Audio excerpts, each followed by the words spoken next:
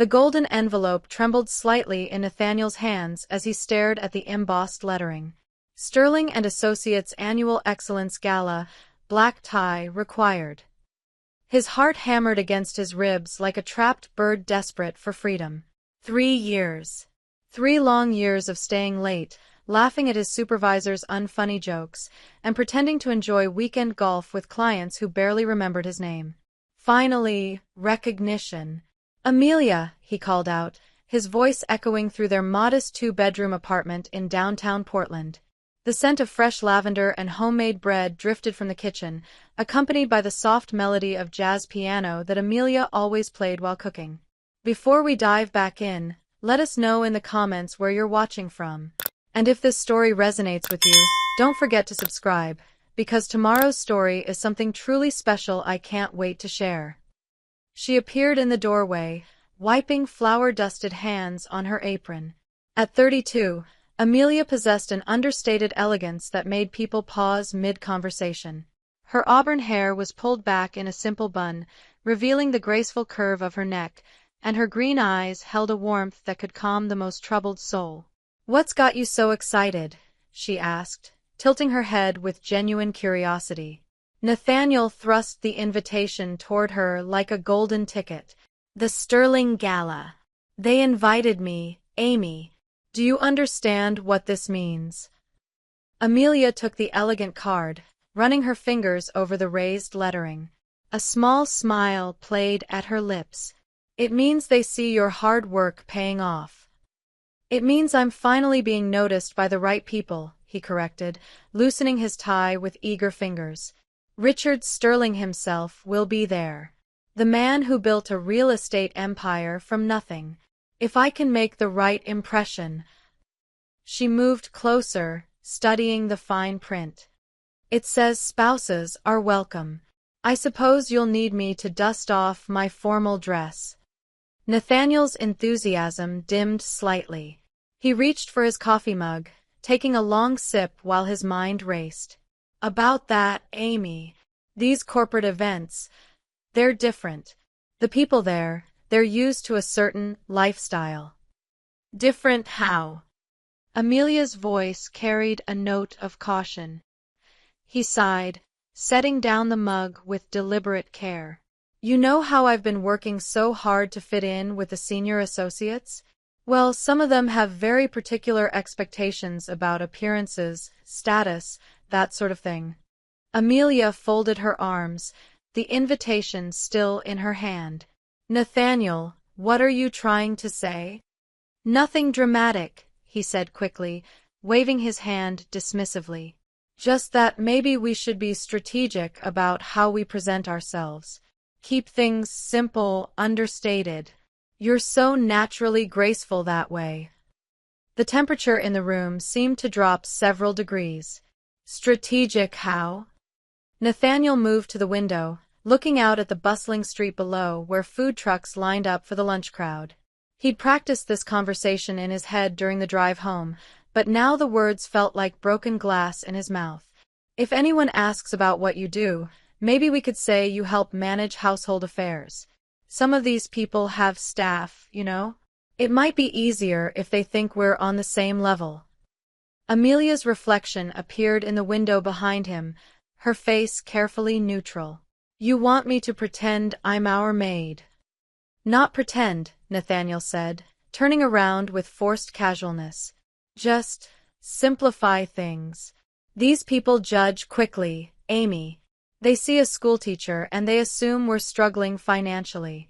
They see someone who manages domestic affairs and they assume we're successful enough to have help."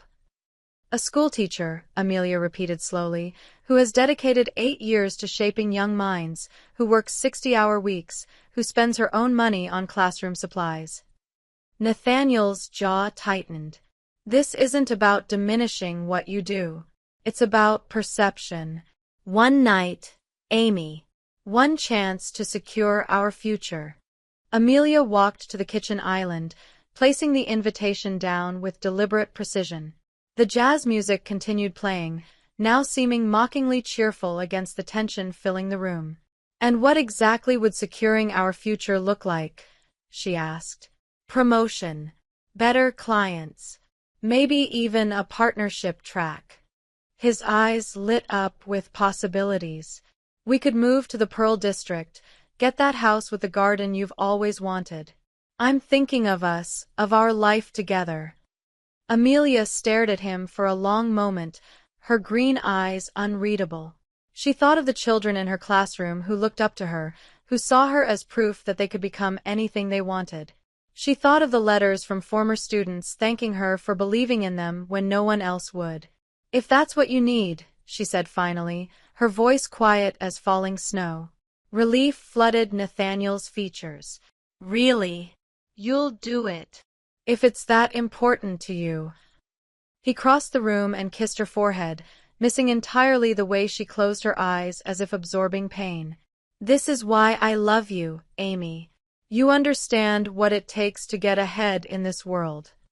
That evening, Amelia sat on their small balcony, phone pressed to her ear as stars began appearing in the darkening sky.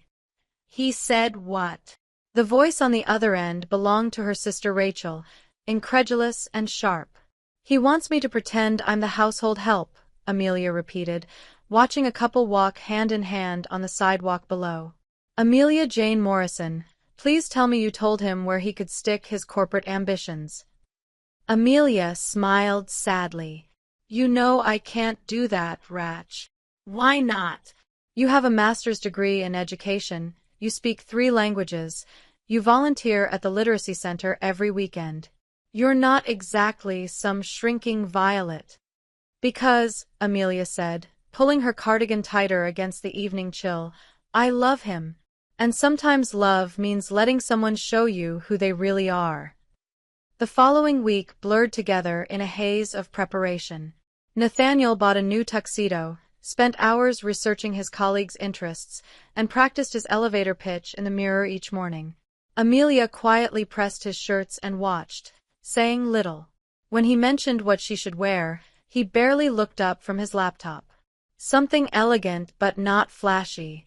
That navy dress you wore to your cousin's wedding would be perfect. Classic, understated." Amelia nodded, though he didn't see it. She hung the dress carefully in their closet and stared at it for a long time, remembering how confident she'd felt wearing it that day, how Nathaniel had told her she looked like old Hollywood glamour. The night of the gala arrived with unseasonable warmth. Amelia stood before their bathroom mirror, applying lipstick with steady hands despite the storm brewing in her chest. The navy dress fit perfectly, and she'd chosen simple pearl earrings that had belonged to her grandmother. Nathaniel appeared behind her, adjusting his bow tie. "You look perfect," he said, but his tone was distracted, clinical, like he was checking items off a list. "Thank you," she replied, meeting his eyes in the mirror. For just a moment, she saw a flicker of the man who used to bring her coffee in bed and listen to her stories about difficult students. "Remember what we discussed?" he asked, straightening his cufflinks. "Of course." As they walked toward the door, Nathaniel's phone buzzed. He glanced at it, and Amelia caught a glimpse of a woman's name, Veronica, with a message that made him smile in a way she hadn't seen in months. "Work?" she asked casually. "Just coordination for tonight," he said, slipping the phone into his pocket. But his hand lingered there protectively, and Amelia filed away the gesture in the growing folder of small betrayals she'd been collecting without meaning to. The ride to the hotel was quiet, the city lights streaming past their windows like fallen stars. Nathaniel rehearsed his talking points under. The Grand Meridian Hotel rose into the Portland skyline like a crystal tower, its facade gleaming under cascading lights that turned the evening into something magical. Valets in crisp uniforms moved with practiced efficiency, opening doors for guests who emerged from luxury cars like butterflies from cocoons. Amelia stepped out of their modest sedan, her navy dress catching the light as she smoothed the fabric with trembling fingers. The air buzzed with expensive perfume, champagne laughter, and the soft click of designer heels against marble. She had attended faculty galas before, but this felt different, heavier, more performative. Nathaniel adjusted his bow tie one final time, his confidence swelling as he surveyed the scene. "This is it, Amy. Our moment." She nodded, forcing a smile that didn't quite reach her eyes. "You look handsome." He barely acknowledged the compliment, already scanning the crowd for familiar faces from the office. His hand found the small of her back, but the touch felt more like ownership than affection. "Remember," he whispered as they approached the entrance, "let me do the talking. These people appreciate quiet elegance." The lobby took Amelia's breath away. Crystal chandeliers hung like frozen fireworks, casting rainbow prisms across walls adorned with contemporary art. A string quartet played softly in one corner while servers in black and white uniforms glided between guests, offering champagne and delicate hors d'oeuvres. Nathaniel's colleague, Derek, spotted them first. A tall man with prematurely gray hair and the kind of smile that seemed practiced in boardrooms, he approached with arms outstretched. "Nathaniel, you made it." His eyes shifted to Amelia with polite curiosity. "And this must be your lovely wife. Derek, I'd like you to meet Amelia." Nathaniel's voice carried a strange formality. "She keeps our household running like clockwork." Amelia felt the words hit her chest like small stones.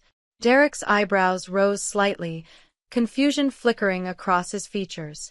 "How nice," Derek said slowly. "What do you do, Amelia?" The moment stretched like pulled taffy. Nathaniel's hand pressed more firmly against her back, a silent reminder of their agreement. Amelia looked into Derek's kind eyes and felt something inside her crystallize into resigned acceptance. "I manage domestic affairs," she said quietly, "making sure everything runs smoothly at home." Derek nodded, though his expression suggested he sensed an undercurrent he couldn't identify. "Well, that's certainly important work. Nathaniel's lucky to have such dedicated help." The word help hung in the air like smoke. Amelia's fingers tightened around her small clutch, knuckles white against the navy fabric of her dress. "Absolutely," Nathaniel agreed, his relief palpable. "I don't know what I'd do without her." As Derek excused himself to greet other arrivals, Amelia caught her reflection in the polished surface of a nearby pillar. The woman staring back looked elegant, composed, and utterly hollow. The evening progressed like a carefully choreographed dance. Nathaniel moved through the crowd with growing confidence, introducing Amelia to colleagues and their spouses with practiced ease. Each time, the story became more refined, more believable. "This is Amelia. She manages our home. Amelia keeps everything organized for me. I'm fortunate to have someone so capable handling domestic matters." With each introduction, Amelia felt herself shrinking. The other wives, actual wives, spoke of their careers, their volunteer work, their children. When conversation turned to her, she deflected with polite smiles and vague responses about keeping busy. Margaret Thornfield, the wife of a senior partner, was particularly persistent. A striking woman in her 50s with silver hair and intelligent blue eyes, she seemed genuinely interested in Amelia's background. "You have such lovely manners," Margaret said as they stood near the champagne fountain. "Where did you attend university?" Amelia's mouth opened, then closed.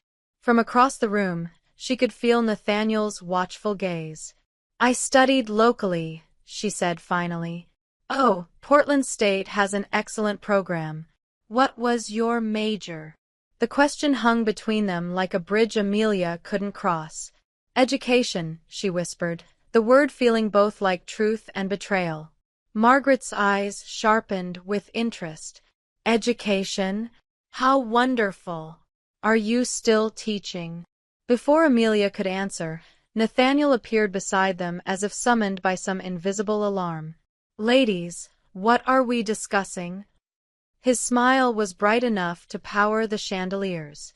"I was just learning about Amelia's educational background," Margaret said. "She studied education." Nathaniel's laugh had an edge that made Amelia flinch. "Oh, that was years ago. Ancient history. Amelia prefers focusing on more practical matters now, don't you, dear?" The endearment sounded more like a warning. Amelia nodded mutely, watching something die in Margaret's expression. Respect, perhaps, or simply interest. Well, Margaret said carefully, managing a household is certainly practical. As Margaret drifted away, Amelia excused herself to the ladies' room, needing a moment to breathe. The marble restroom was thankfully empty, allowing her to grip the sink and stare at her reflection. Her lipstick remained perfect, her hair still smooth, but her eyes held the glassy shine of someone fighting tears. The door opened, and a woman entered. Tall, blonde, and stunning in a way that suggested professional styling, she wore a red dress that probably cost more than Amelia's monthly salary. Their eyes met in the mirror. "You're Nathaniel's help, aren't you?" the woman asked, her tone carrying practiced condescension. Amelia straightened slowly. "I'm sorry, have we met?" "Veronica Chambers. I work closely with your employer." She applied fresh lipstick with surgical precision. "He speaks of you often. Such dedication to your duties." Something cold settled in Amelia's stomach. This was the woman from the text messages, the name that made Nathaniel smile in ways he no longer smiled at her. "I do my best," Amelia managed. Veronica capped her lipstick and turned to face her directly. "I'm sure you do. It must be so rewarding, having such a stable position, especially with someone as generous as Nathaniel." The words were silk wrapped around glass. Amelia understood she was being warned, marked as territory, dismissed as competition before she'd even entered the race. "If you'll excuse me," Amelia said, moving toward the door. "Of course," Veronica replied. "Wouldn't want to keep him waiting." Back in the ballroom, Amelia found Nathaniel networking near the auction display, his laughter loud and performative.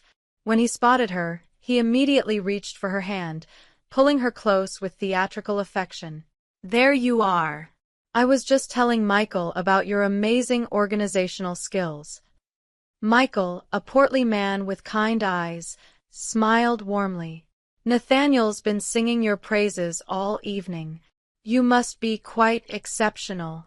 Before Amelia could respond, a commotion near the stage caught everyone's attention. The evening's host, Richard Sterling himself, had arrived.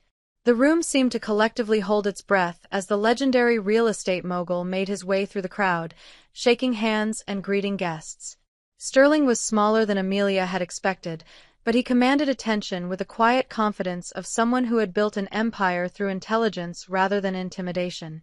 His silver hair was perfectly styled, and his tuxedo fit like it had been crafted specifically for his frame. "That's him," Nathaniel breathed, his grip on Amelia's hand tightening. "This is my chance." As Sterling approached their section of the room, Nathaniel positioned himself strategically, practically vibrating with nervous energy. When the moment came, he stepped forward with calculated casualness. "Mr. Sterling, sir." "Nathaniel Brooks from the Morrison Avenue Development Team." Sterling paused, his gray eyes assessing. "Ah yes, Nathaniel. Good work on the Henderson project." Nathaniel's face lit up like Christmas morning. "Thank you, sir. I'd like you to meet." He gestured toward Amelia with practiced ease. "This is Amelia, my household manager. She keeps everything running smoothly so I can focus on work." The words hit Amelia like physical blows. Household manager. Not wife. Not partner. Not the woman who held him when nightmares woke him, who celebrated every small victory, who had believed in him when he didn't believe in himself. Sterling's eyes moved to Amelia, and she saw something flicker in their depths. Recognition. Surprise. Before she could analyze it further, he smiled politely. "How do you do, Amelia?" "Very well, thank you," she managed, her voice steady despite the earthquake happening inside her chest. Sterling studied her for a moment longer, then turned back to Nathaniel. "Enjoy the evening." As he moved away, Nathaniel practically glowed with satisfaction. "Did you see that? He knows my work." This is exactly what I needed. Amelia watched Sterling's retreating form, noting how he paused to speak quietly with an assistant who had appeared at his side. The assistant nodded, glanced briefly in Amelia's direction, then hurried away. The evening continued around her like a movie she was watching rather than living. Dinner was served at elegantly appointed tables, speeches were made about company values and community service, and awards were presented to deserving employees. Through it all, Amelia sat beside Nathaniel, smiling when appropriate, nodding at conversation she barely heard, and slowly, methodically, building walls around the parts of herself that hurt. She didn't notice the way several people kept glancing in her direction. She didn't see the whispered conversations that followed their gaze. And she certainly didn't catch the moment when Richard Sterling approached the podium for what everyone assumed would be closing remarks. Instead, she stared at her untouched dessert and wondered when exactly she had become a stranger in her own life. The crystal chandeliers dimmed as Richard Sterling approached the podium, their light catching the subtle threads of his perfectly tailored tuxedo. The ballroom fell into expectant silence, the kind that precedes either celebration or catastrophe. Amelia found herself sitting straighter, though she couldn't explain why her pulse had begun to race. "Ladies and gentlemen," Sterling began, his voice carrying easily through the grand space without seeming to strain. "Before we conclude this evening, I have a special announcement to make." Nathaniel leaned forward slightly, his eyes bright with the hope that somehow, miraculously, this moment might include him. Around their table, other junior associates displayed similar expressions of barely contained ambition. "This year marks a significant expansion for Sterling and Associates," the mogul continued. "We're launching our Educational Futures Initiative, a program designed to bridge the gap between corporate success and community investment." Amelia's attention sharpened. Educational initiatives had always captured her interest, even when she was too exhausted from her own teaching to pursue them professionally. She watched Sterling's face, noting the genuine warmth that replaced his earlier business demeanor. This program wouldn't exist without the vision and dedication of someone who understands both the corporate world and the transformative power of education. Sterling paused, his gray eyes scanning the room before landing on their table. Someone who has spent years quietly shaping young minds while maintaining the highest standards of integrity and innovation. A strange buzzing filled Amelia's ears. Around the room, people began turning in their chairs, following Sterling's gaze.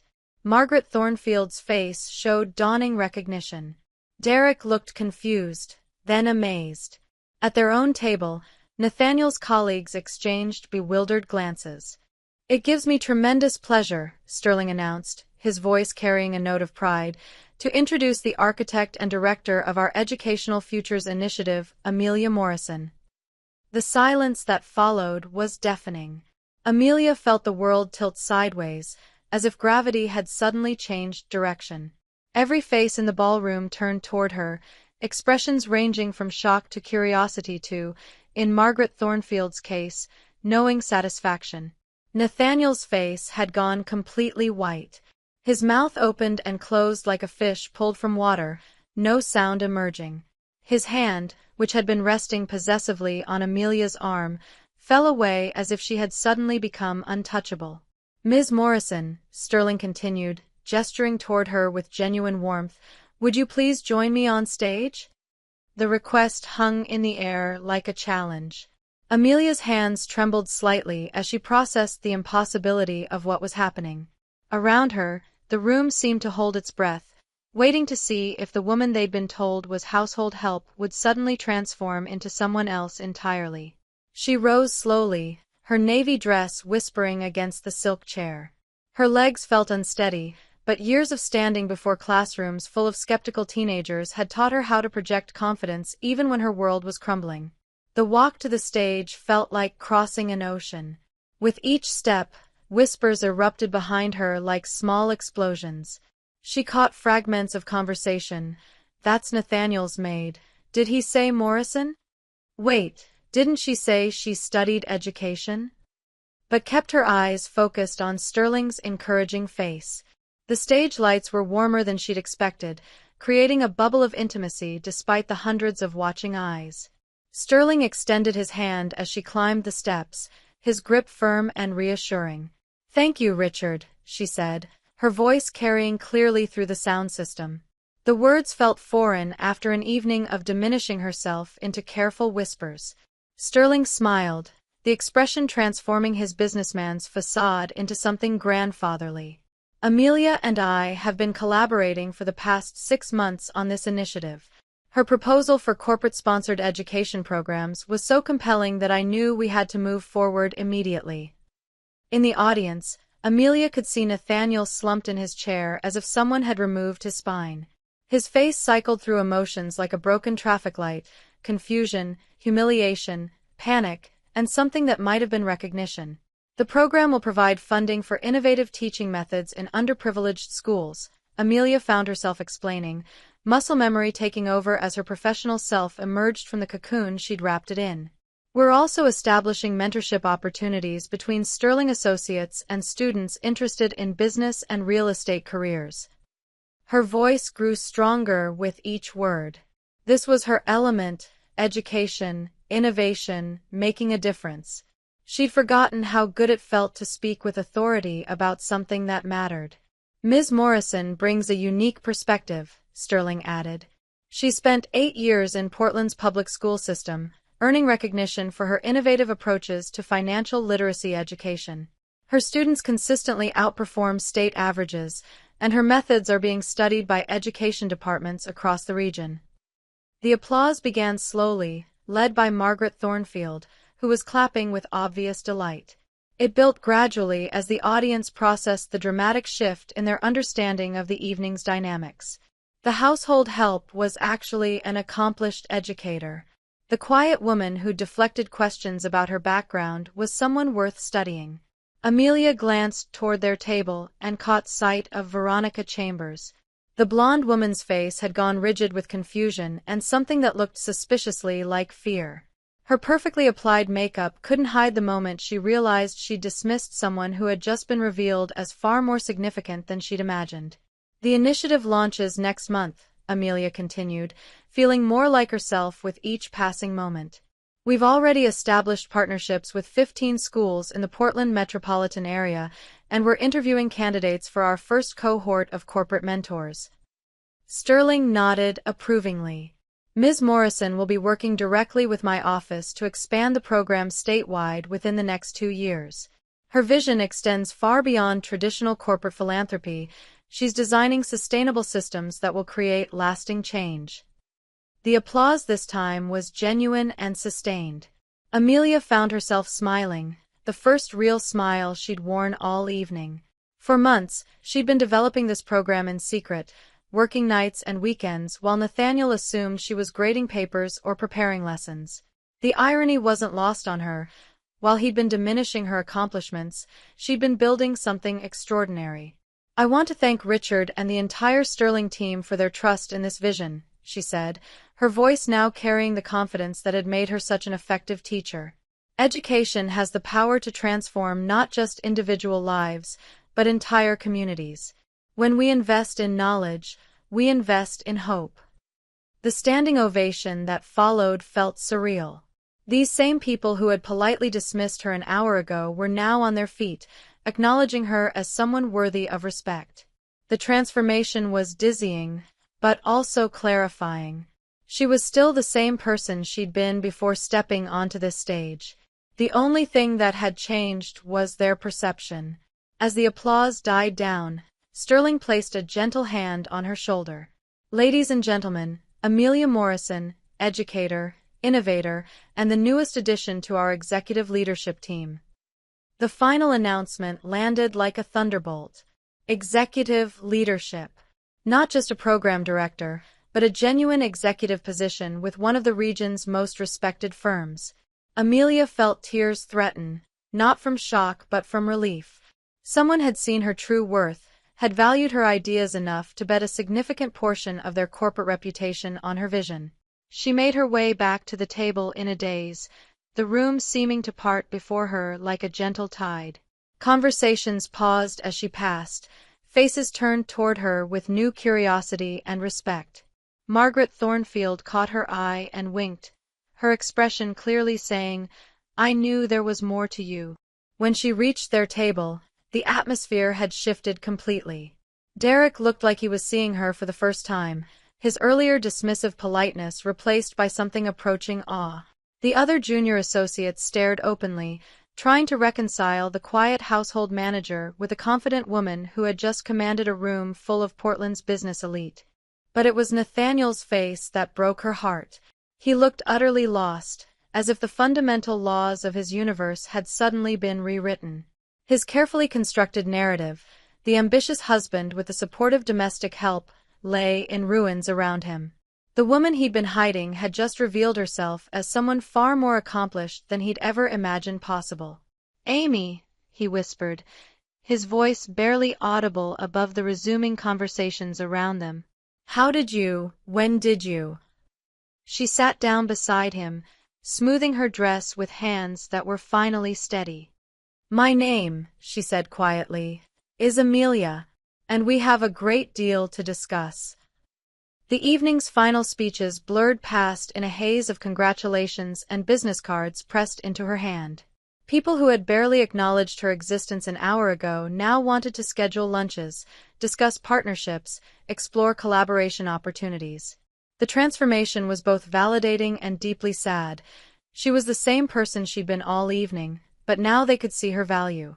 As the gala wound down and guests began making their farewells, Amelia found herself surrounded by well-wishers. Sterling himself approached, his expression warm with genuine affection. "I hope you'll forgive the theatrical presentation," he said quietly. "I thought it was time people saw what I've known for months, that you're exactly what this industry needs." Amelia smiled, feeling lighter than she had in years. "Thank you for believing in the program. And in me. The program will change lives," he replied. "But tonight, I suspect it already has." As he walked away, Amelia turned to find Nathaniel standing alone by their table, his bow tie slightly askew and his earlier confidence completely evaporated. The evening had stripped away his pretenses as efficiently as a surgeon's scalpel, leaving behind someone she barely recognized. "Ready to go home?" she asked, though home no longer felt like a place they both inhabited.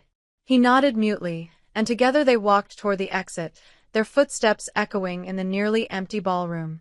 Behind them, the chandeliers continued to sparkle, but the magic of the evening felt fragile now, like something that might shatter at the slightest touch. The drive home stretched like a taut wire between them, silence filling the car with suffocating weight. Portland's city lights blurred past the windows in streaks of gold and red, but neither Nathaniel nor Amelia saw the beauty. The elegant evening that had promised so much transformation had delivered it in ways neither had anticipated. Nathaniel gripped the steering wheel with white knuckles, his bow tie hanging loose around his neck like a noose he'd forgotten to remove. His mind raced through the evening's events, trying to find some logical explanation for what had just occurred.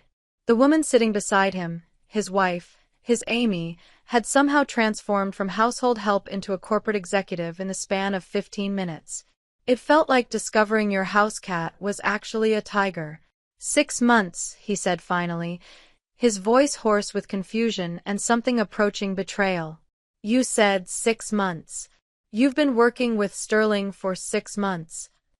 Amelia stared out the passenger window, watching familiar neighborhoods pass by. Everything looked the same, but felt fundamentally different now, as if she were seeing her life from a great height. "Yes. How? When? I mean, you're a teacher, Amy. You teach 3rd grade at Roosevelt Elementary. How does a 3rd grade teacher end up designing corporate education initiatives?" She turned to look at him, noting the way his hands trembled slightly on the wheel. "My name is Amelia, and you might be surprised what teachers are capable of when someone bothers to ask our opinions." The correction stung more than he wanted to admit. He'd been calling her Amy for 3 years, had thought it was endearing, intimate. Now it sounded diminutive, like he'd been unconsciously shrinking her down to a size he could manage. "That's not what I meant," he said, pulling into their apartment complex's parking garage. The familiar concrete walls felt like a prison after the opulent ballroom. I don't understand how this happened without me knowing. Amelia waited until he'd parked and turned off the engine before responding. The silence that followed was dense with unspoken truths. You never asked what I did with my evenings, she said quietly. You assumed I was grading papers or watching television.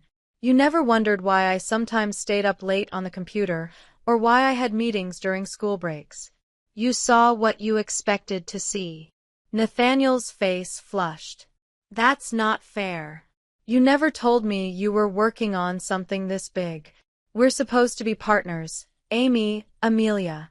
Partners don't keep secrets like this. Don't they? The question hung between them like a blade. What about Veronica Chambers? The name landed like a physical blow. Nathaniel's mouth opened, then closed, his face cycling through denial, panic, and resignation. What about her? She introduced herself to me tonight, in the ladies' room. Made it quite clear that she knows you very well. Amelia's voice remained steady, but something cold and final had entered her tone. She seemed to think I should know my place. Nathaniel's shoulders sagged. The evening had stripped away all his carefully constructed facades, leaving him nowhere to hide. It's not what you think. What do I think, Nathaniel? He stared at the steering wheel, unable to meet her eyes. We work together closely. Sometimes the lines get blurred. Blurred how? The question demanded specificity he wasn't prepared to give. We've had lunch together. A few dinners when we were working late. Nothing serious. Nothing serious enough for what? To mention to your wife?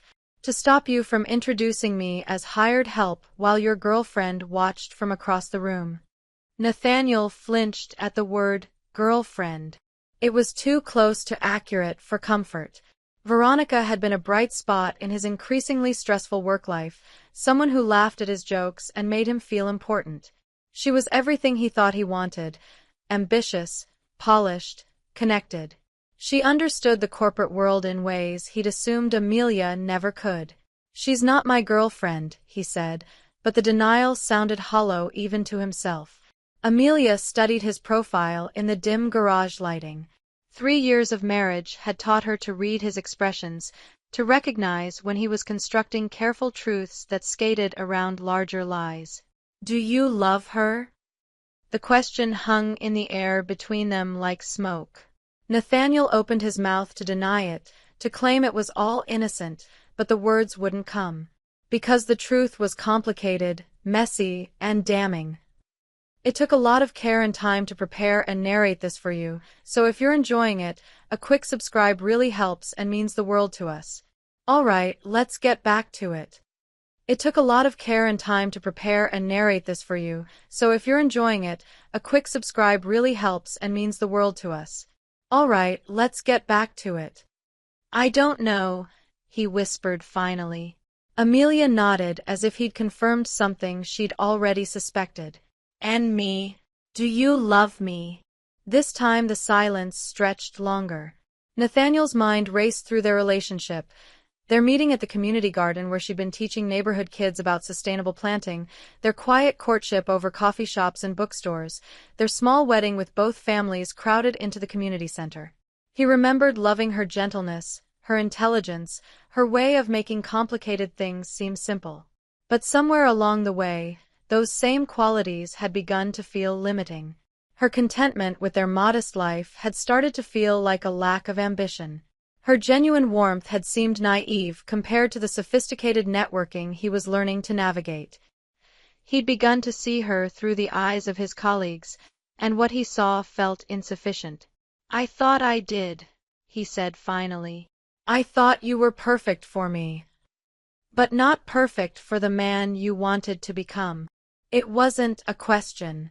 Amelia had reached the conclusion he'd been afraid to voice even to himself. She'd become an obstacle to his advancement, a reminder of where he'd come from rather than where he was going. I never meant for it to feel that way, he said. I wanted more. For both of us. You wanted more for yourself, she corrected gently. You wanted me to want less. They sat in the car while this truth settled between them. Around them, the parking garage hummed with the distant sounds of other people's lives, car doors closing, footsteps echoing, the normal sounds of people coming home to relationships that hadn't imploded over the course of a single evening.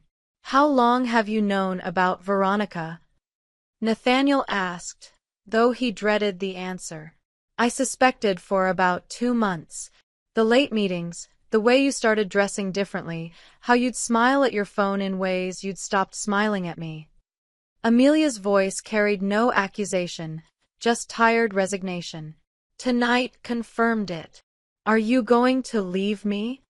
The question escaped before he could stop it, raw with vulnerability he hadn't shown her in months. Because despite everything, despite his betrayal, his ambition, his willingness to diminish her in public, the thought of losing her terrified him in ways he couldn't articulate. Amelia turned to study his face, taking in the fear and confusion written there. This man had spent the evening treating her like an embarrassment, had been conducting what amounted to an emotional affair, had been willing to sacrifice her dignity for his advancement. But she also saw the boy she'd fallen in love with, lost and scared beneath the corporate ambition.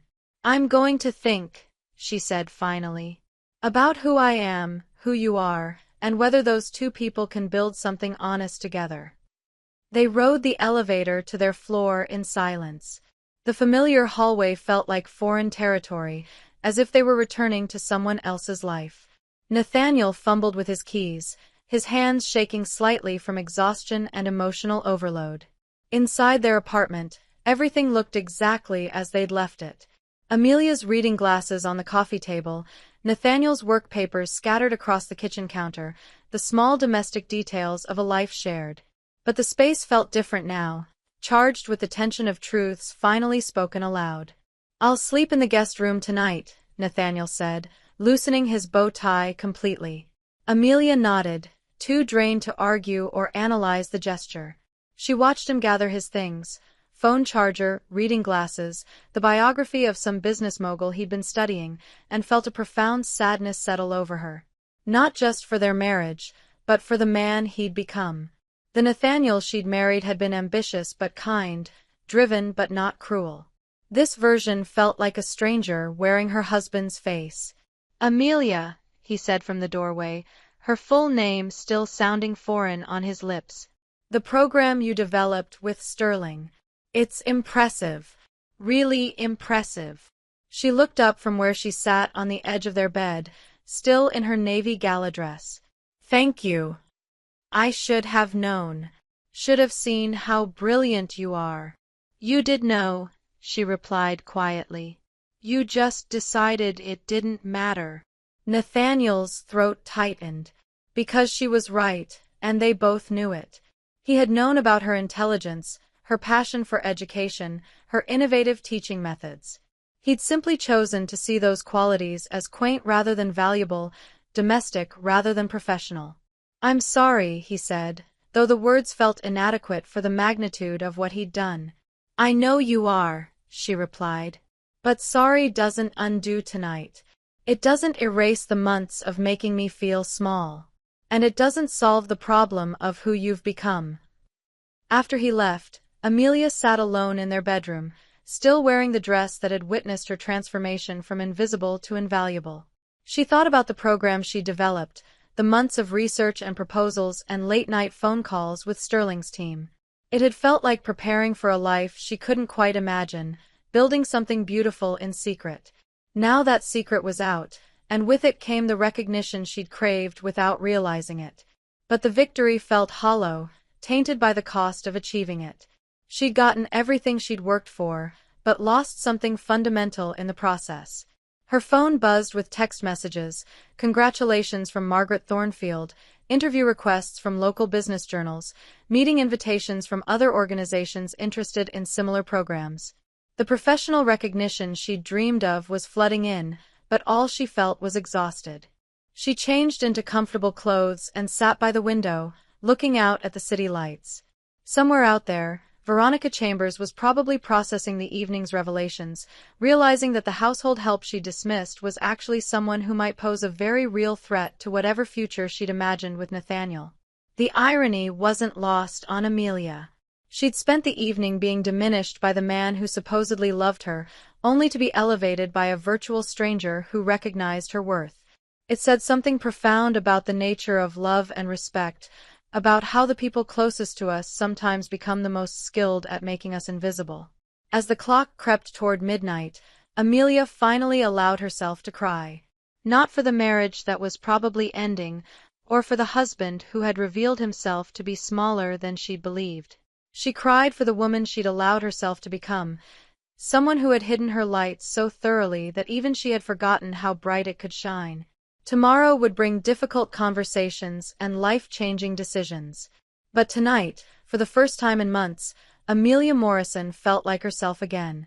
And that, she realized, was worth more than any marriage built on dimming her light to make someone else feel bright. The morning arrived like an unwelcome guest, pressing against the bedroom windows with harsh autumn light that seemed to illuminate every crack in their carefully constructed life. Amelia woke on the couch where she'd eventually fallen asleep, still wearing yesterday's clothes, her neck stiff from the awkward angle. The apartment felt different in daylight, smaller somehow, as if the previous night's revelations had physically contracted the space they shared. Coffee brewing in the kitchen told her Nathaniel was awake, moving through their morning routine with the mechanical precision of someone avoiding deeper thought. She could hear him opening cabinets, the clink of ceramic against granite, the familiar sounds of a man who had always assumed his comfort was paramount. When she entered the kitchen, he looked up from his phone with red-rimmed eyes that suggested little sleep.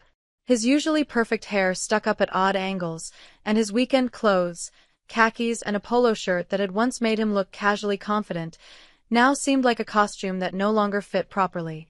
"Coffee's ready," he said quietly, gesturing toward the full pot. "Thank you." She poured herself a cup, noting how they moved around each other with the careful choreography of strangers sharing a small space. Everything felt fragile, as if sudden movements might shatter whatever remained of their relationship. Her phone had been buzzing constantly since dawn. Text messages, voicemails, emails, all from people who had suddenly discovered her existence. The irony was almost amusing.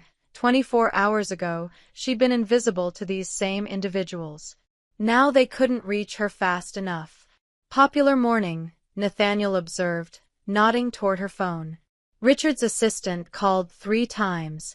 "There are interview requests from Portland Business Journal, Oregon Live, and something called Northwest Executive Women." She scrolled through the messages with growing amazement. Margaret Thornfield wants to have lunch to discuss women's networking opportunities. Nathaniel's jaw tightened almost imperceptibly. "That's wonderful." "Really?" But his tone suggested it was anything but wonderful. Amelia studied his face, recognizing the expression he wore when something threatened his sense of control. She'd seen it when her principal had called to offer her the lead position in curriculum development, when her former students had started a scholarship fund in her honor, whenever her accomplishments inadvertently reminded him that her world extended far beyond their apartment. "Is it?" she asked quietly. "Wonderful." He set down his coffee cup with deliberate care. "Of course it is. You've worked hard. You deserve recognition." The words sounded rehearsed, like he'd practiced them in the mirror while shaving. Amelia felt a familiar sadness settle in her chest, the recognition that even now, even after everything, he couldn't simply be happy for her without calculating what it meant for him. "Nathaniel, we need to talk about what happens next." He stiffened, his shoulders drawing up defensively. "What do you mean?" "I mean us. This marriage. Whether there's anything left worth saving." The silence that followed felt cavernous. Outside their kitchen window, Portland was waking up. Joggers on the sidewalk, coffee shops opening, the normal rhythms of a city where people's lives hadn't imploded over champagne and revelations. Amelia envied them their ordinary Sundays. "Do you want there to be?"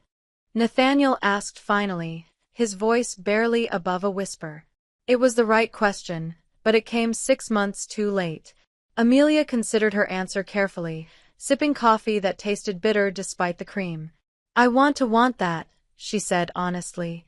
But I'm not sure I do anymore. Nathaniel's face crumpled slightly, like a building with crucial support removed. Because of Veronica? Because of who you became. The affair, if that's what we're calling it, is just a symptom. The real problem is that you stopped seeing me as an equal partner and started seeing me as an accessory to your ambition. He opened his mouth to deny it, then closed it again. The evidence was too overwhelming, too recent. Last night's humiliation had stripped away his ability to rationalize his behavior. I can change, he said instead. I can be better. Amelia's phone buzzed again, Richard Sterling's name appearing on the screen. She declined the call, but its appearance seemed to deflate Nathaniel further. Even here, in their kitchen, her new reality was intruding on his desperate attempt to negotiate their future. People don't change because they promise to, she said gently. They change because they do the work, and that work takes time. More time than I think either of us has patience for. Her honesty was surgical in its precision, cutting away his last defenses. Nathaniel gripped his coffee mug like a lifeline, his knuckles white against the ceramic. So that's it? 3 years of marriage, and you're ready to throw it away. The accusation stung because it carried a grain of truth. She was ready to walk away, but not because 3 years meant nothing.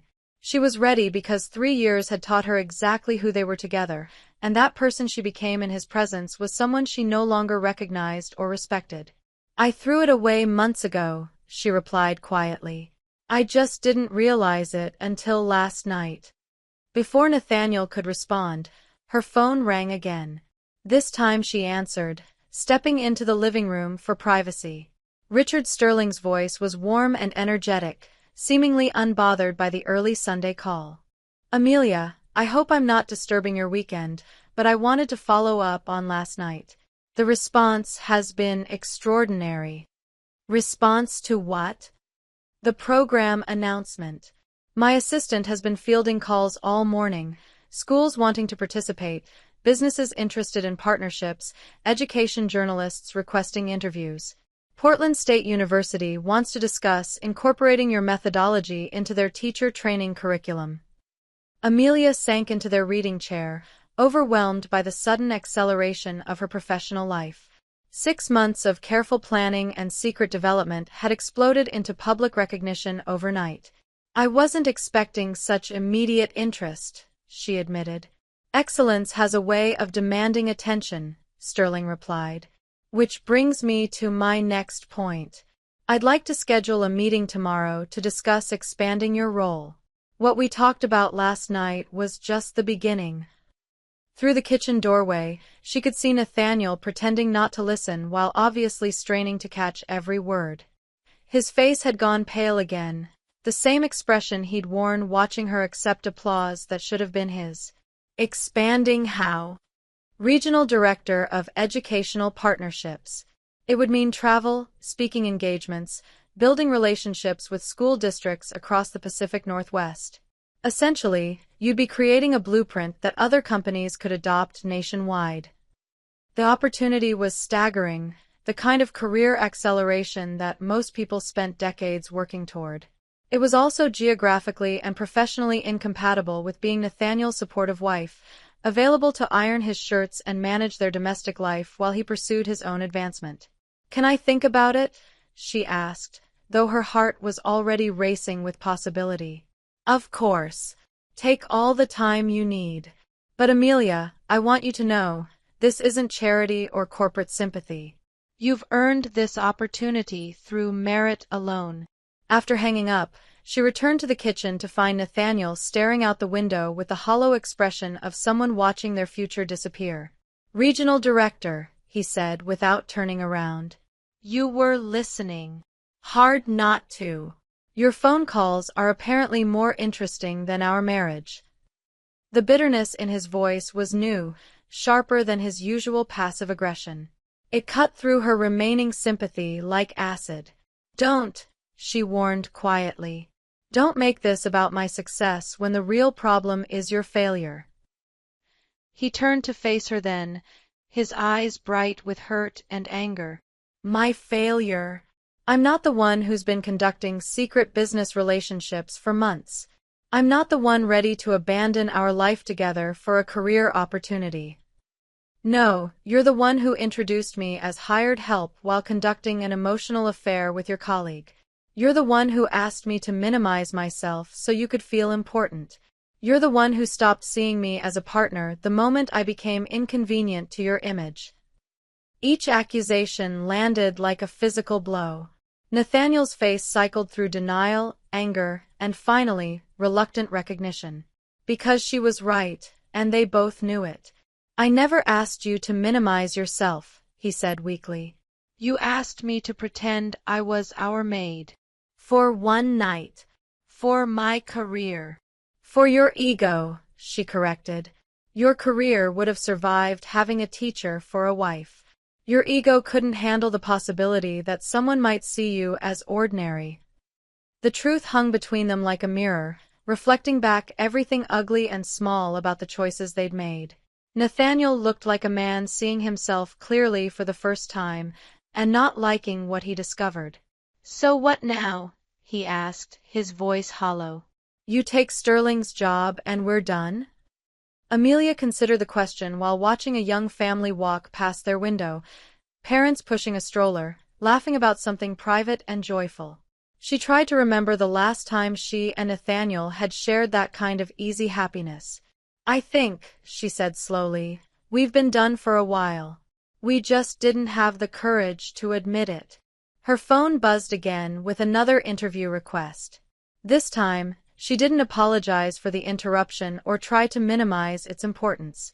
She was learning, slowly and painfully, that her worth didn't depend on making others comfortable with her success. I'm going to my sister's for a few days, she announced, the decision crystallizing as she spoke. To think.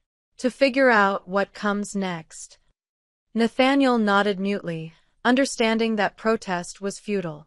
The woman who had hidden her accomplishments to protect his feelings was gone, replaced by someone who had remembered her own value. As she packed a small bag, he hovered in the bedroom doorway like a ghost of their former life. Will you come back?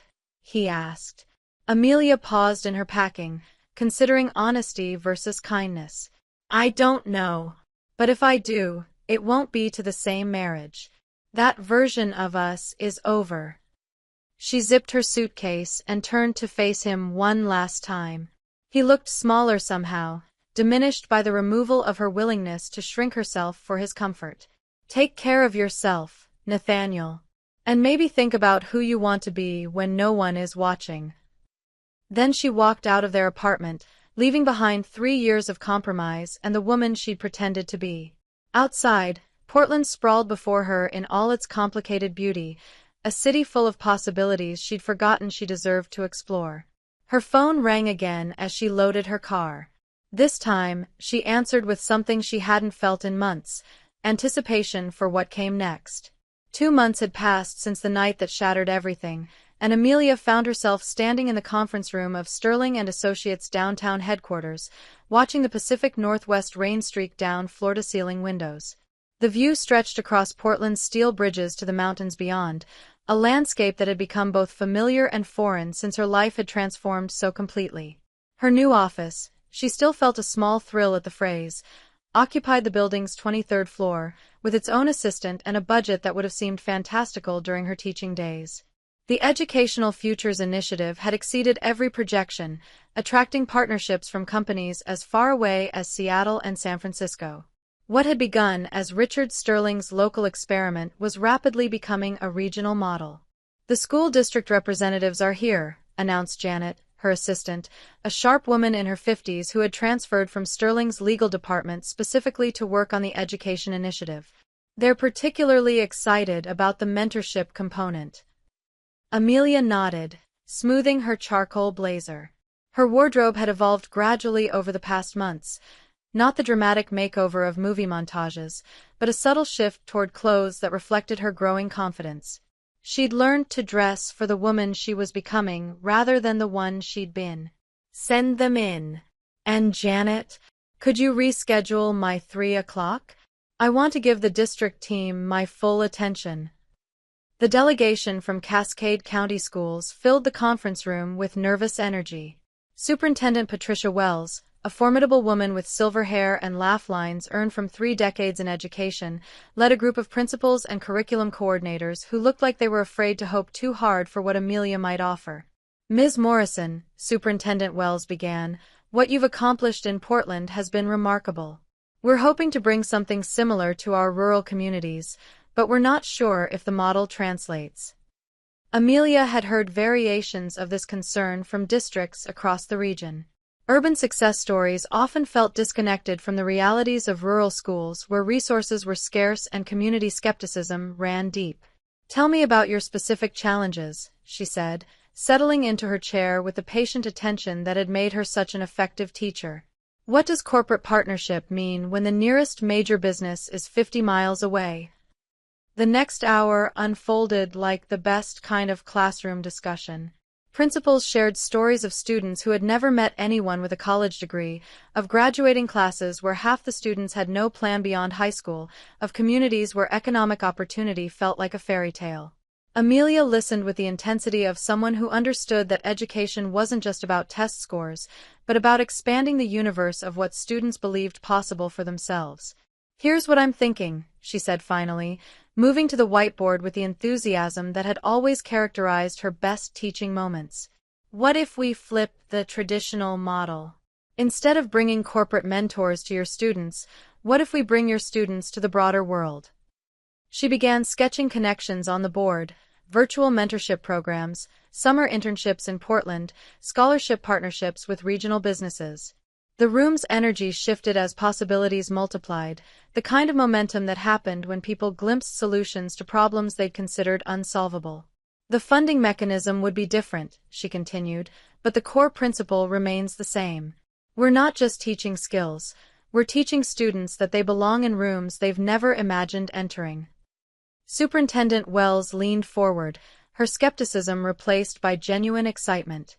You're talking about changing entire community mindsets. I'm talking about giving students permission to dream bigger than their zip codes.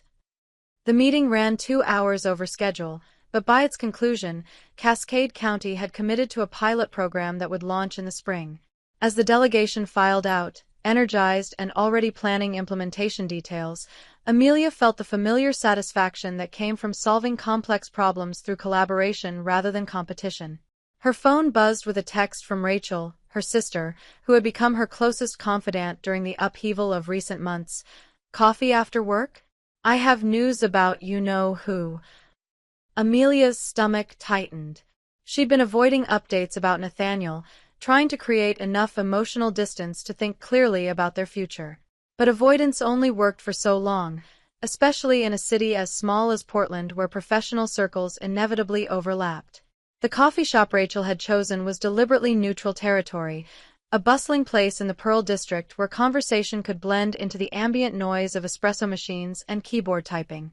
Rachel was already waiting at a corner table, her expression carefully neutral in the way that suggested difficult news.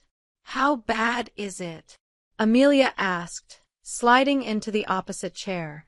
Define bad, Rachel replied, stirring sugar into her latte with unnecessary precision. He's been calling Mom, asking if she's heard from you.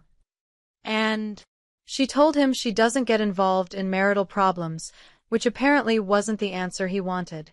He also tried to contact me through LinkedIn, of all things. Amelia felt a familiar exhaustion settle over her. Even 2 months later, Nathaniel was still trying to manage the narrative, to find some external solution to problems that required internal change. There's more, Rachel continued. Derek mentioned seeing him at the Riverside Grill last week. With Veronica. The information landed like a stone dropped in still water, creating ripples that spread through Amelia's chest. She'd expected this eventually, had even told herself she was prepared for it, but hearing the confirmation still felt like a small betrayal. How did he seem? She asked, surprised by her own curiosity. According to Derek, miserable. Apparently, they argued the entire meal, and she left before dessert. Despite everything, Amelia felt a flicker of something that might have been sympathy. The woman who had seemed so polished and confident at the gala was probably discovering that Nathaniel's charm worked better as an evening's entertainment than as a foundation for something deeper. Derek also said he's been struggling at work, Rachel added gently. Missing deadlines, showing up late. The word is that he's not handling the separation well. Amelia stared into her coffee, processing the information. Part of her, the part that had loved him enough to marry him, felt genuine concern. But a larger part recognized the familiar pattern of Nathaniel externalizing his problems, waiting for someone else to manage his emotional crisis. I can't be responsible for fixing him, she said finally. Not anymore. Rachel reached across the table and squeezed her hand. I know. I just thought you should be prepared, in case he escalates his efforts to reach you. The conversation moved on to safer topics: Rachel's new promotion, their parents' upcoming visit, Amelia's growing reputation in education circles.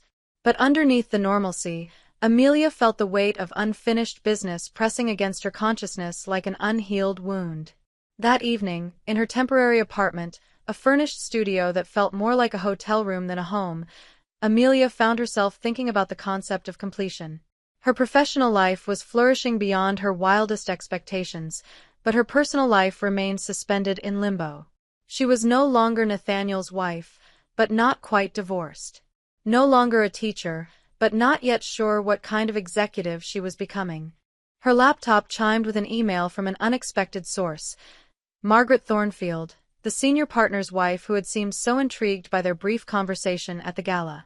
Dear Amelia, it read, I hope you'll forgive my reaching out directly, but I wanted to invite you to a small dinner party I'm hosting next weekend. Nothing formal, just a group of women who are making interesting things happen in our community. I think you'd enjoy the conversation, and I suspect they'd enjoy meeting you. Let me know if you're available. Best, Margaret. The invitation felt like a door opening to a version of her life she'd never quite imagined. Social connections based on mutual respect rather than spousal obligation, conversations that centered her thoughts rather than requiring her silence. It was terrifying and thrilling in equal measure. She was still contemplating her response when her phone rang. The caller ID showed a number she didn't recognize, but when she answered, Nathaniel's voice filled the small apartment like an unwelcome ghost. Amy, please don't hang up. Her finger hovered over the disconnect button. How did you get this number? Your principal gave it to me. I told her there was a family emergency. His voice sounded rough, older than she remembered. I know you don't want to talk to me, but I'm drowning here. I need to see you. The admission hung between them like a confession.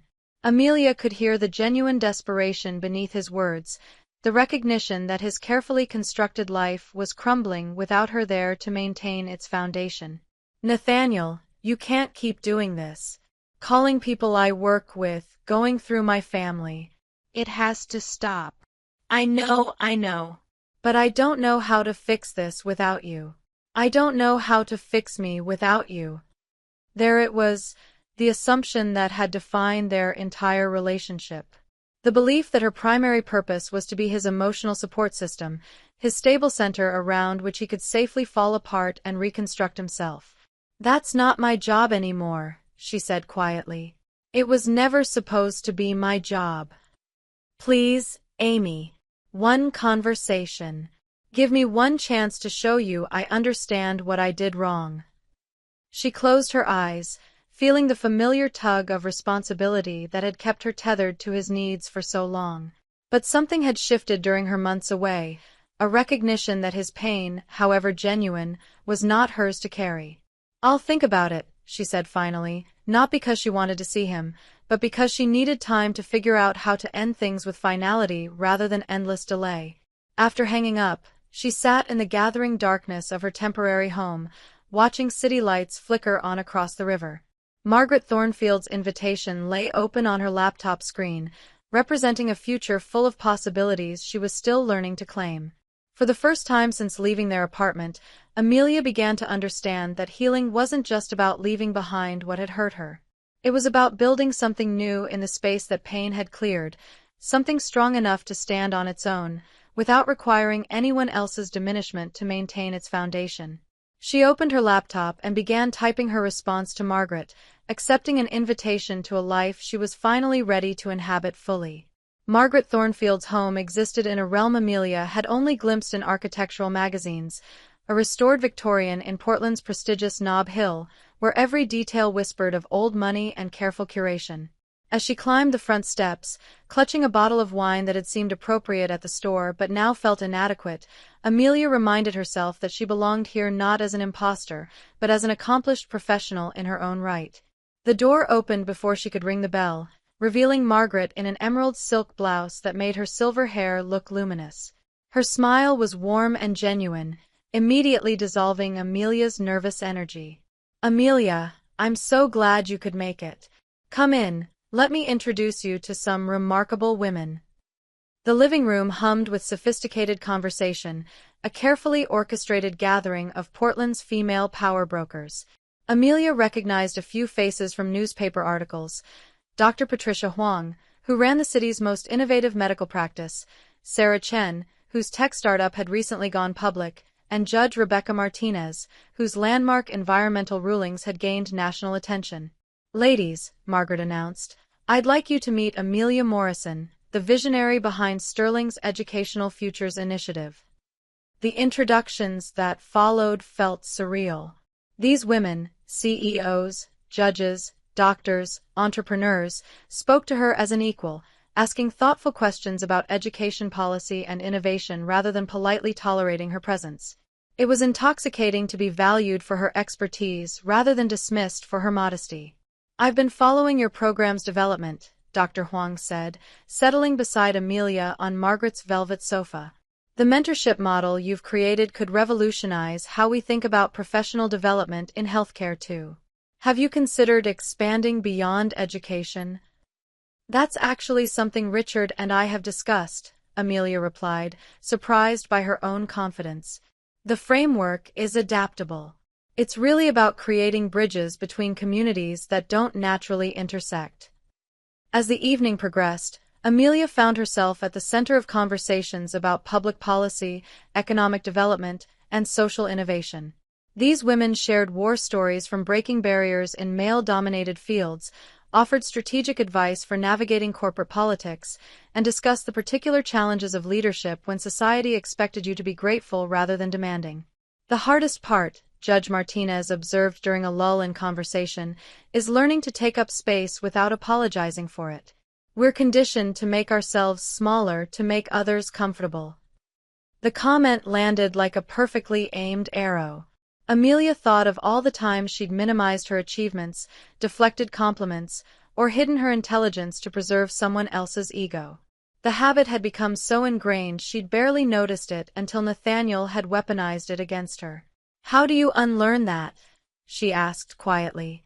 "Practice," Sarah Chen replied with a knowing smile. "And surrounding yourself with people who see your success as inspiration rather than threat." The conversation continued late into the evening, weaving through topics that ranged from policy advocacy to personal growth. When Amelia finally prepared to leave, her phone showed 3 missed calls from Nathaniel and a text message that simply read, "Please." Margaret noticed her expression as she checked the notifications. "Everything all right?" "My husband," Amelia said, then corrected herself. "My estranged husband.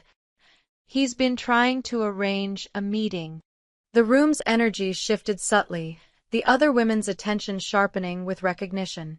Most had their own stories of relationships that couldn't survive their success, men who had loved them conditionally until those conditions became inconvenient. "Are you planning to see him?" Dr. Huang asked gently. "I'm considering it, mostly to get closure, to end things definitively rather than leaving them hanging indefinitely." Judge Martinez leaned forward, her expression serious but kind. "Whatever you decide, remember that closure isn't something he can give you. It's something you create for yourself by making decisions that align with who you're becoming rather than who you used to be." The advice followed Amelia home to her studio apartment, where she sat staring at Nathaniel's messages while city lights painted patterns on her walls. His desperation was palpable even through digital communication, but so was his fundamental inability to understand what had gone wrong. His messages focused on his pain, his confusion, his need for resolution, never acknowledging her experience or respecting her clearly stated boundaries. She made the decision quickly, before she could second-guess herself into paralysis.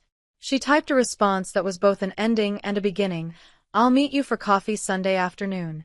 1 hour. Then this stops." Sunday arrived gray and drizzly, typical Portland weather that matched Amelia's ambivalent mood. She chose a busy cafe in the Central District, neutral territory where their conversation would be naturally contained by public space and ambient noise. When she arrived, Nathaniel was already waiting at a corner table, looking thinner and more disheveled than she remembered. The months had not been kind to him. His usually perfect hair was longer and unkempt, his clothes expensive but wrinkled, his eyes carrying the hollow look of someone who hadn't been sleeping well. When he saw her, his face lit up with hope so desperate it made her chest ache. "Amy," he breathed, rising to embrace her. She stepped back, maintaining physical distance that felt necessary for emotional clarity. "Amelia, please sit down." The correction stung him visibly, but he complied, settling into his chair like a man bracing for impact. Between them, the small cafe table felt like an ocean. "You look incredible," he said, taking in her tailored coat and confident posture. "Different. Successful. Thank you." She kept her voice neutral, professional, the tone she might use with a difficult parent during conferences. "I've been thinking about us constantly," he continued, leaning forward earnestly. "About what happened at the gala, about everything I did wrong. I understand now why you were hurt." Amelia studied his face, noting the careful phrasing. He understood why she was hurt, not what he had done, but her reaction to it. The subtle distinction revealed how little had actually changed in his thinking. "Do you?" she asked quietly. "What exactly do you understand?" "I should have been proud of your accomplishments instead of feeling threatened by them. I should have supported your career instead of asking you to hide it. I was insecure and stupid, and I'm sorry." The apology was better than she'd expected, more specific than his usual vague acknowledgments of wrongdoing. But it still carried the undertone of someone who had learned the right words without fully grasping their meaning. "And Veronica?" she asked. His face flushed. "That's over. Completely over. It was never serious anyway, just a stupid distraction from the problems I was too cowardly to face in our marriage." "Problems like what?" "Like feeling inadequate next to you. Like being scared that if people really knew how smart you were, they'd wonder what you were doing with someone like me." The admission hung between them like a bridge partially built. It was honest, more honest than he'd been during most of their marriage, but it still centered his insecurity rather than her experience. "So your solution was to make me smaller instead of working on making yourself bigger?" "I know how that sounds," he said quickly. "I know it was wrong. But I was desperate. Amelia. I was watching my colleagues succeed while I stayed stagnant, and instead of figuring out how to improve myself, I tried to control the one thing in my life that felt manageable. Me." "Yes." The admission was barely audible. "I treated you like a reflection of my worth instead of a person with your own value. I know that now." Amelia sipped her coffee, processing his words while watching rain streak down the cafe windows. His understanding was real but incomplete, like someone who had identified symptoms without fully grasping the underlying disease. "What do you want from me, Nathaniel?" "Another chance. A real chance to prove I can be the partner you deserve. I've been going to therapy, reading about relationships and communication. I'm trying to become someone worthy of your love again."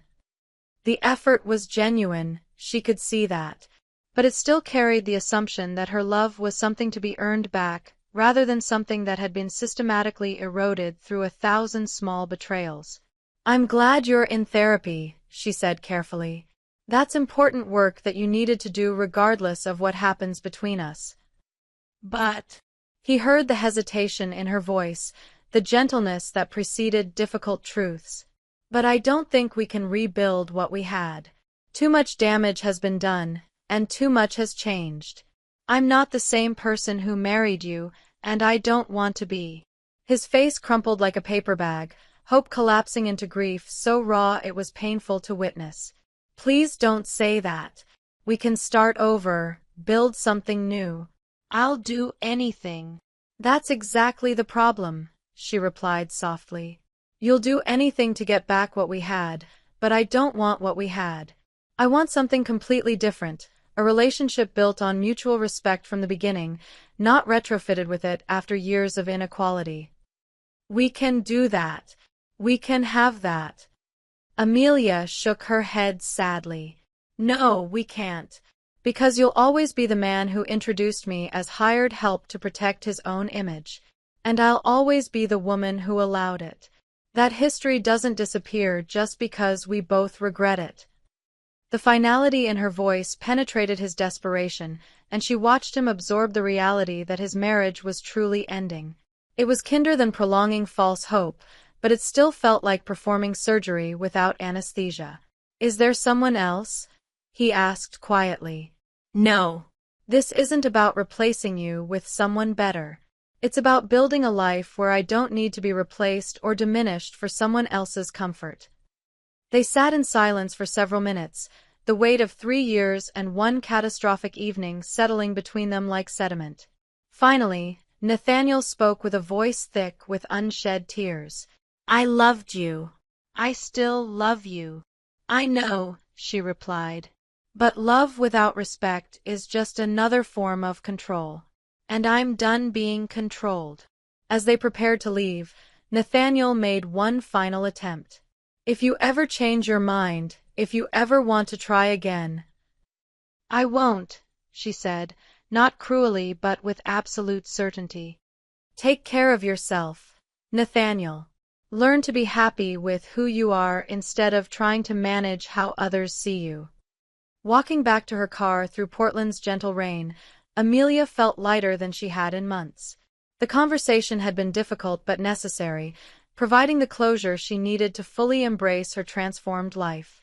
Behind her lay a marriage that had taught her what she wouldn't accept. Ahead lay possibilities she was finally brave enough to pursue. 1 year later, Amelia stood before the mirror in her new downtown condominium, adjusting the collar of a cream-colored blazer that had become her signature look. The apartment reflected her evolution. Clean lines, warm textures, and floor-to-ceiling windows that framed Portland's skyline like a living painting. Everything was deliberately chosen, nothing inherited from a life that no longer fit. Today marked the 1-year anniversary of the Educational Futures Initiative, and Sterling and Associates was hosting a celebration that had grown far beyond anyone's initial expectations. What had begun as a local experiment now served as a model for corporate education partnerships across 12 states. Amelia's title had evolved accordingly. She was now Director of National Educational Innovation, a position that came with speaking engagements, policy advisory roles, and the kind of professional recognition she'd never dared to imagine during her teaching days. Her reflection showed a woman transformed not by dramatic reinvention, but by the gradual accumulation of choices made from strength rather than fear. The divorce had been finalized 6 months ago with surprising ease. Nathaniel had ultimately been too exhausted by his own emotional turmoil to contest anything. He'd taken a position with a smaller firm in Seattle, a geographic distance that felt appropriate for their emotional one. Ready for your big day? Rachel's voice came from the living room, where she was waiting with coffee and the kind of sisterly support that had become Amelia's anchor during the most difficult transitions. As ready as anyone can be for a celebration they never expected to have, Amelia replied, joining her sister on the balcony that overlooked the Willamette River. The morning was crisp and clear, the kind of Pacific Northwest perfection that made residents feel smug about their choice to endure 9 months of rain. Below them, Portland bustled with its characteristic blend of ambition and laid-back creativity, a city that had embraced Amelia's work as enthusiastically as she had embraced her new role in it. Nervous about the speech? Rachel asked, studying her sister's face for signs of the anxiety that used to precede any public appearance. Excited, Amelia corrected, surprising herself with the truth of it. I have good news to share, and good people to share it with. The celebration was being held at the Portland Art Museum, a venue that reflected how far the initiative had traveled from its corporate origins. Representatives from school districts, universities, nonprofit organizations, and businesses would gather to discuss not just what had been accomplished, but what came next. Amelia had spent weeks preparing a presentation that would announce the next phase of expansion, a national foundation dedicated to replicating their model in communities across the country. I'm proud of you, Rachel said quietly, the simple words carrying years of worry and hope. Not just for what you've accomplished professionally, but for how you've reclaimed yourself. The observation was accurate in ways that still surprised Amelia. The woman who had hidden her intelligence to preserve someone else's comfort had evolved into someone who wielded expertise with confidence and grace. She'd learned to take up space without apology, to accept praise without deflection, and to build relationships based on mutual respect rather than careful management of others' egos. Her phone buzzed with a text from Margaret Thornfield, who had become both mentor and friend. Break a leg today, though knowing you, you'll probably revolutionize the entire education system instead. The message made her smile, a reminder of how her social circle had transformed along with everything else. The women who surrounded her now challenged and supported her in equal measure, celebrating successes without requiring her to minimize them. She'd learned the difference between being liked and being respected, and had chosen respect without hesitation. At the museum, the gathered crowd represented a cross-section of Portland's most innovative thinkers. Amelia moved through the reception with ease, no longer the anxious woman who had once dreaded professional networking. Conversations flowed naturally as she discussed program outcomes, shared stories from participating schools, and listened to ideas for future expansion. Richard Sterling found her near the main exhibit, where photographs from participating schools covered an entire wall. Students in rural Oregon learning about urban planning from Portland architects. High schoolers in Vancouver presenting business plans to regional entrepreneurs. Elementary students in Salem video conferencing with marine biologists about ocean conservation. Hard to believe it all started with one proposal, he said, his pride evident despite his typically understated manner. It started long before that, Amelia corrected gently. It started in classrooms where teachers believed their students deserved bigger futures, and in boardrooms where business leaders remembered that sustainable success requires investing in communities, not just exploiting them. Sterling nodded thoughtfully. That's why it's worked. Because it wasn't built on charity or guilt, but on recognition that everyone benefits when opportunity is genuinely accessible. As the formal program began, Amelia took the stage with the confidence of someone who belonged there. The applause that greeted her felt different from the shocked recognition of that first gala.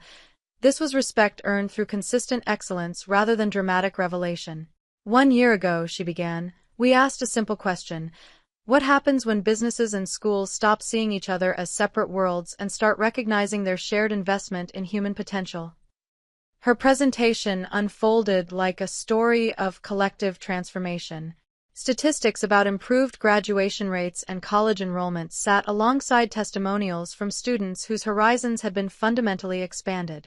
Business leaders spoke about employees who brought fresh perspectives gained through mentorship programs. Teachers described renewed enthusiasm for their profession as they watched their students connect classroom learning to real-world possibilities.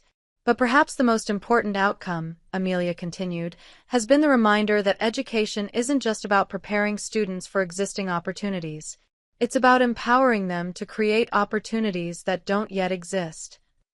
The announcement of the National Foundation received sustained applause, but Amelia found herself most moved by the quiet satisfaction she felt. Not the desperate validation she'd once craved, but the deep contentment that came from work aligned with values, from success measured by impact rather than recognition. During the reception that followed, she found herself in conversation with Dr. Jennifer Walsh, the education dean from Portland State University who had become a key partner in teacher training initiatives. I have a confession, Dr. Walsh said with a smile. When Richard first told me about hiring a teacher to design corporate partnerships, I was skeptical. I thought it might be well-intentioned but ultimately superficial. And now? Now I assign your model in my graduate education policy course as an example of systemic change done right. You've proven that real innovation comes from understanding problems from multiple perspectives, not just applying business solutions to educational challenges. The compliment was particularly meaningful because it recognized what Amelia had always known, that her teaching background wasn't a limitation to overcome, but expertise to leverage. She'd succeeded not despite her classroom experience, but because of it. As the evening wound down, Amelia found herself standing again before the photo wall, studying images of students whose lives had been touched by the initiative.